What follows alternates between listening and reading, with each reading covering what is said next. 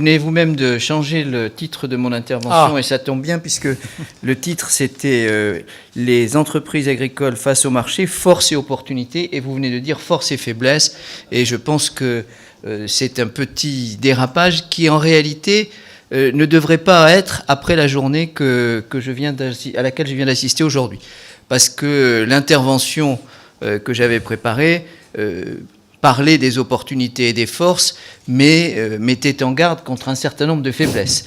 Or, je trouve que ce que j'ai entendu cet après-midi me fait penser qu'il n'y a pas de faiblesse, il y a des risques, bien entendu, mais je pense que les forces de l'agriculture française, que tout le monde connaît par cœur, sur le savoir-faire, les avantages agronomiques, les anciennes possibilités qu'a donné la politique agricole commune, bref, tout ce dispositif géographique, humain et économique, il existe toujours.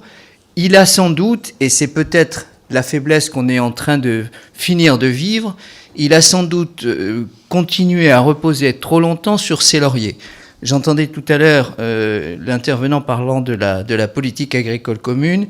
Il est vrai que la politique agricole commune a donné à un certain nombre d'agriculteurs et finalement à tous d'une certaine façon l'idée qu'il y avait, après les filets de sécurité sur les prix, une forme de garantie de revenus avec le système des aides directes.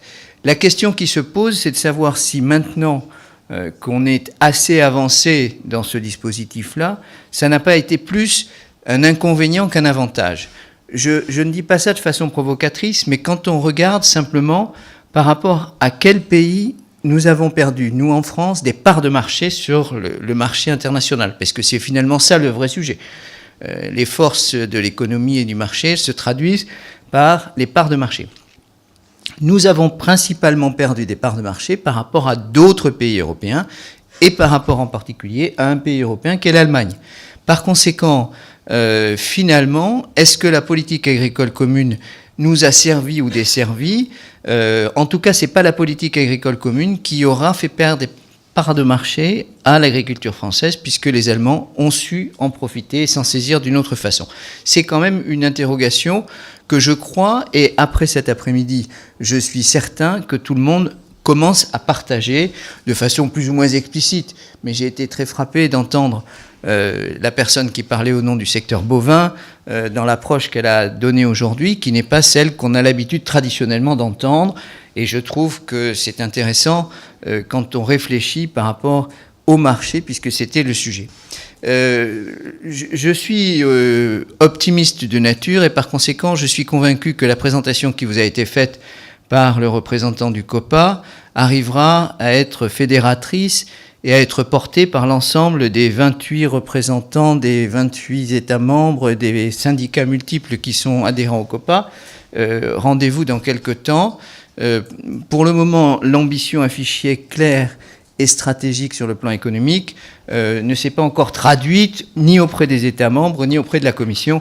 Donc j'espère que ce qui a été dit par l'intervenant du COPA se traduira dans la réalité des positions et du COPA et de l'ensemble des organisations syndicales qu'il fédère. Mais c'est un sujet de réflexion, en particulier sur la façon dont, puisqu'on vient d'en parler, la place des aides n'est plus exactement ce qu'elle doit être, sur les orientations nouvelles, sur les pistes qui existent déjà et qui, il est vrai, ne sont peut-être pas encore assez utilisées, que sont les organisations de producteurs et le rôle des interprofessions. C'est vrai que par rapport au droit de la concurrence, il y a aussi des débats qu'on peut avoir, mais je pense qu'il y a des inflexions depuis 2013-2014 qui doivent permettre à ce qu'a dit le représentant du COPA tout à l'heure, d'aller plus loin encore dans cette approche des interprofessions, mais dans une logique de filière. Je voudrais compléter l'éclairage qu'a apporté M. Nedelec sur les questions de marché et de marchés internationaux. C'est vrai qu'il y a des perspectives de développement de démographie et de population qui sont importantes et qui donnent des opportunités certainement à la production agricole. Je voudrais quand même apporter une nuance. Il se trouve que quelques-uns qui sont dans la salle ici entendaient avec moi hier une intervention d'un chercheur de l'INRA à propos des perspectives que donne la FAO. Vous avez tous entendu dire qu'il y a quelques années, on disait qu'on espérait qu'il n'y aurait plus de mal nourris dans le monde. Et on est aujourd'hui autour de 800 millions, chiffre stable malgré l'évolution de la population. Donc en volume, on n'a pas tellement changé, donc en pourcentage, on a beaucoup diminué. Mais il nous a cité un autre chiffre qui me donne beaucoup à réfléchir, et par rapport aux perspectives de M. Nedelec, je crois qu'il faut aussi l'avoir en tête. Il y a aujourd'hui 600 millions d'habitants dans le monde qui sont considérés comme obèses, pas comme en surpoids, mais comme obèses. Il y a un moment où il faudra évidemment croiser les deux courbes, mais il y a un moment où la saturation du bol alimentaire, pour parler comme ça, arrivera, et donc l'idée qu'on ne fera que des perspectives de croissance de volume n'est sans doute pas une idée qui doit être retenue de façon stricte. Il faudra aussi penser au type de marché sur lesquels on se détermine. Cette obésité-là, elle n'est pas encore traduite dans les statistiques pour ce qui concerne l'Europe. Elle concerne les États-Unis et la Chine. Et il y a un moment où la Chine et les États-Unis arriveront à cette situation de ne plus avoir autant besoin de produits alimentaires et de calories qu'ils en consomment aujourd'hui. Je crois que ces réflexions-là, on ne peut pas ne pas les avoir quand on dit le monde est vaste, nous sommes aujourd'hui 6 milliards, dans quelques années nous serons 9, donc on rajoute 50% et tout ira bien. C'est un tout petit peu plus compliqué que ça, et je crois que je voulais apporter cette nuance par rapport aux perspectives. Deuxième nuance que je voulais apporter, toujours par rapport à M. Nedelec, mais ce n'est pas parce que c'est lui qui l'a dit, la question de la valeur et des volumes. Quand on parle de chiffres, on fait toujours des comparaisons d'une année sur l'autre, des ensembles, etc. Et les perspectives qui ont été données et les chiffres qui ont été donnés par M. Nedelec étaient, je m'en suis bien assuré en regardant attentivement, tout en volume. Jean-Louis Salis, qui est ici, sait qu'en viticulture, si on parle en volume, c'est pas la même chose que quand on parle en valeur. Dans les 10 milliards d'euros que la France exporte sur le marché mondial et qui fait caler je ne sais combien d'Airbus ou je ne sais combien de kilos de bouteilles de parfum, en réalité, quand on enlève le champagne et le cognac, il reste moins de 4 ou 3 milliards.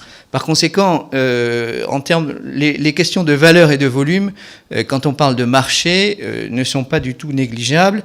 Il y a des perspectives pour tout le monde. Je crois que c'est ça le vrai sujet.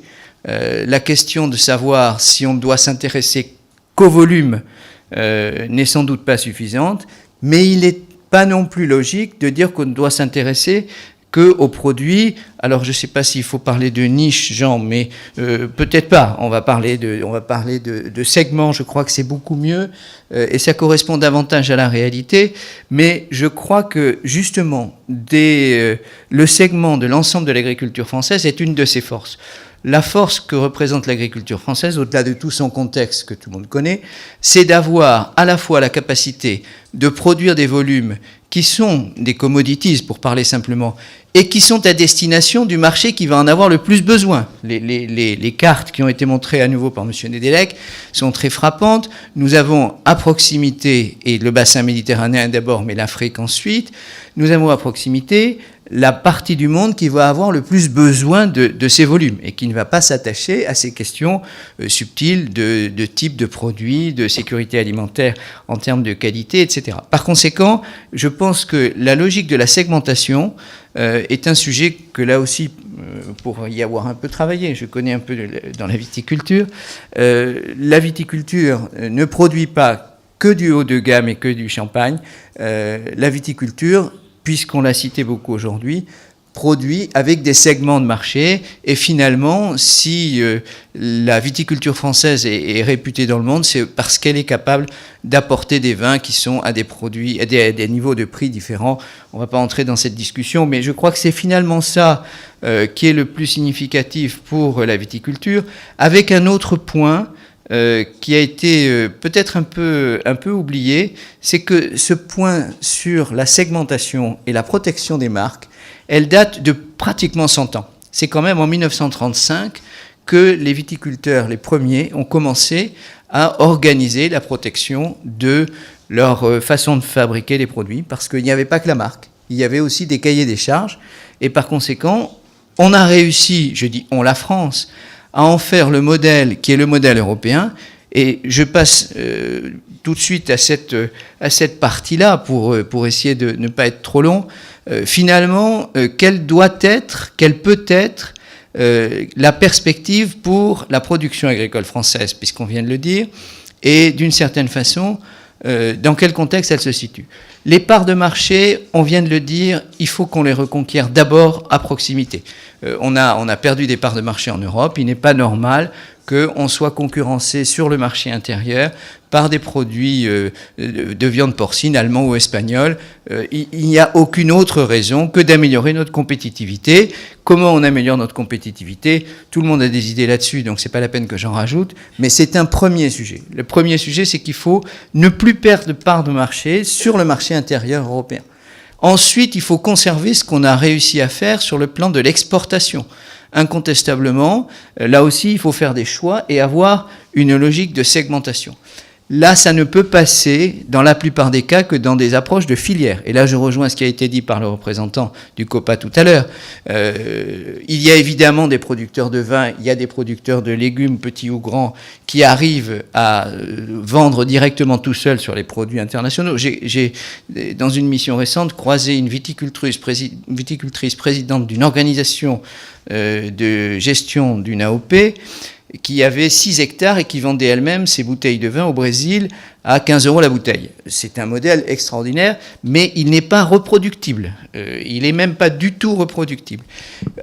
Puisqu'on fait juste cette allusion à la vente directe, qui est une des perspectives pour le marché, je crois que le collègue banquier vient de le dire, comme pour la gestion des grands volumes sur les questions de volatilité et tout ce qui a été indiqué par M. Nedelec sur la possibilité d'anticiper sur les marchés, il y a évidemment, pour tout ce qui concerne la vente directe, un vrai métier. Ça veut dire que l'idée que les circuits courts, que la vente directe, c'est la seule solution, c'est évidemment une solution pour les gens qui s'y engagent, en termes de temps, en termes d'investissement, en termes de savoir-faire, en termes de disponibilité, en termes de logistique.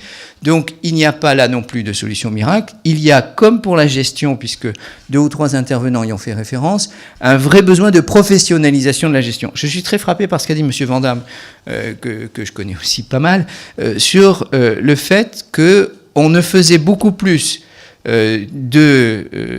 quand on va voir son centre de gestion ou son conseiller, de discussion sur l'aspect fiscal ou social que sur l'aspect gestion.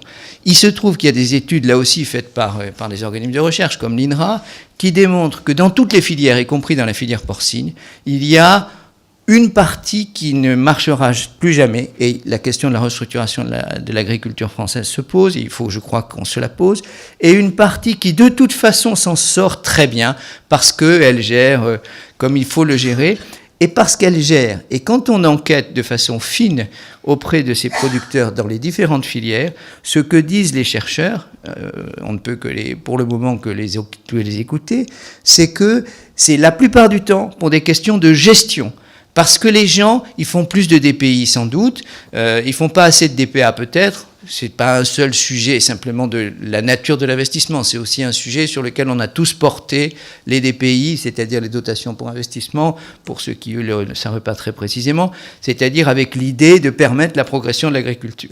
On n'est plus à ce stade, on a évoqué tout à l'heure le fait que la surmécanisation était un des inconvénients de l'agriculture, parce que bien souvent, quand ils s'occupent de leur gestion, les agriculteurs ne s'intéressent d'abord qu'à la logique fiscale et sociale, et évidemment pas assez à la logique de gestion. Et c'est ce qui explique en partie pour les observateurs et les chercheurs la réalité de ceux qui de toute façon arrivent un peu mieux à s'en sortir, comme le modèle qui a été présenté tout à l'heure avec ceux qui faisaient leur étude sur l'année 8. Il y a là-dedans des gens qui ont une capacité de gérer, mais je ne suis pas sûr que même avec le temps de formation pour lesquels le banquier est prêt à faire des efforts d'organisation et de soutien, je pense qu'il y a en tout cas du travail à faire dans ce domaine. Je voudrais reprendre dans 2-3 mots de tout ce qui a été dit cet après-midi, mais il y en a tellement que c'est un peu compliqué de ne rien oublier d'important, parce qu'il y a vraiment beaucoup de choses importantes. Il a été dit par M. Durand, dont l'exemple est extrêmement intéressant. D'abord, il a commencé en disant qu'il était un méchant intégrateur. Alors, il y a des méchants intégrateurs et des méchants coopérateurs, et il y a des gentils, mais le sujet, c'est pas le mot qui est utilisé, c'est la qualité de la relation. Et un peu plus tard, il a dit que tout reposait sur la confiance. Et au fond, intégration ou confiance, je crois que c'est plutôt de la sémantique. Quand on est une organisation coopérative et qu'on est une petite ou une grosse coopérative, c'est parce qu'on a décidé que c'était pas simplement une opportunité occasionnelle, mais c'est parce que l'expérience a montré qu'on avait intérêt à être ensemble pour faire de l'offre, pour faire de la stratégie, pour faire de la gestion des marchés. Et par conséquent, ce que le syndicalisme et les organisations agricoles ont inventé depuis quelques centaines d'années, enfin plus de 100 ans en tout cas, c'est que la capacité de conquérir un certain nombre de marchés, c'était de s'organiser, de se regrouper, de se mettre dans une approche collective et coopérative. Alors après, que ce soit une opportunité, que ce soit de l'intégration ou que ce soit de la confiance, c'est la nature de la vie, ça. Mais en réalité, je pense que dans les forces potentielles de l'agriculture française, il y a cette capacité de savoir s'organiser collectivement. Comme pour la politique agricole commune, permettez-moi d'y apporter une nuance. C'est-à-dire qu'il ne faut pas que ce soit considéré comme un acquis sur lequel, à partir du moment où on est dans une coopérative, les choses doivent aller de soi et le résultat de cette adhésion à une coopérative doit permettre de sortir de toutes les impasses.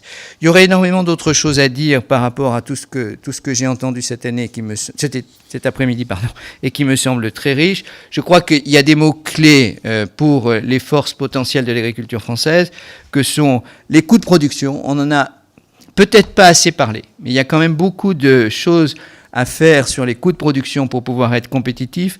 Et puis la question des segments. Je crois que l'agriculture française a la capacité et la chance de représenter dans la plupart des filières des segments différents qui doivent permettre à la majorité de la production de trouver ou des marchés spécifiques particuliers qui sont très valorisants, et là on parle des valeurs, ou des marchés plus importants, et là on se retrouve sur les volumes. Et au fond, on pourrait peut-être conclure en se demandant quel devrait être le modèle ou la future politique agricole commune. Eh bien, je crois qu'il faudrait qu'elle reprenne... D'abord, il faudrait qu'il y ait les 28 États membres qui soient d'accord pour avoir cette vraie politique agricole commune. Il faut considérer qu'un certain nombre de pays, et la France en fait en partie, si je puis dire, considèrent que la politique agricole commune est une politique...